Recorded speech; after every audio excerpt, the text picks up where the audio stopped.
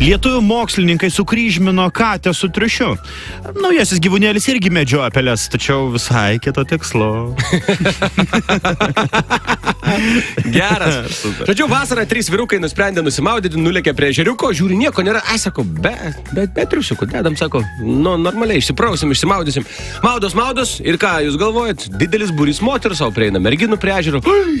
Nugi, kaip išeiti į krantą, žodžiu. Pirmas išlenda ir nubėga taip pasiėmęs rankomis prisidengęs tai, ką reikia. Į krūmus. Drabužis pasistvėręs. Antras irgi už tos pačios vietos. Šunkšt. Trečias visą laik stovi veidą prisidengęs ir iš vandens į krūmus. Sėdi į krūmus, apsirenginėja, tie du sako, klausyk, mes nesupratom tavęs, ta prasme, mes išbėginėjom, moteris atėjo, sėdė, va, merginos. Nu, vis tiek kažkaip nepatogu, tai mes prisidengėm. Kodėl tu veidą prisidengiai? Pasakykit, vyrai, žinokit, šitos moteris, man atrodo, mus pažįsta iš veido. Geras. Va, taip. Anekdotas klausimas, trumpas ir labai keistas. Kodėl pūtė vilkas, o stogą nunešė paršiukams?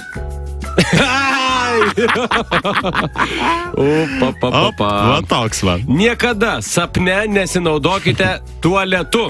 Tai spastai. Tai yra vienintelis būdas, kada negalima naudotis tualetu, nors ir iščiustytų. Tai sapnas.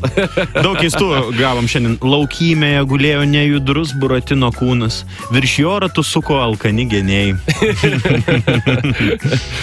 Sako, žmona vyrui, sako, brangusi, sako, ar tu pasiryštum dėl manęs kokį nors visiškai beprotybei?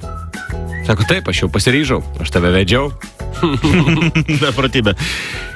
Senoje žydų pasakoje kilnusis plėšikas Rabi Gudas plėšė turtuolius ir jų pinigus skolindavo vargšams beveik be procentų. Rabi Gudas. Aš daugiau neturiu. Aha, dar vieno antikvariato lange toks skelbimas. Jeigu mokate grinais, tai kiekvienam senam daiktui pridedama dar po 50 metų.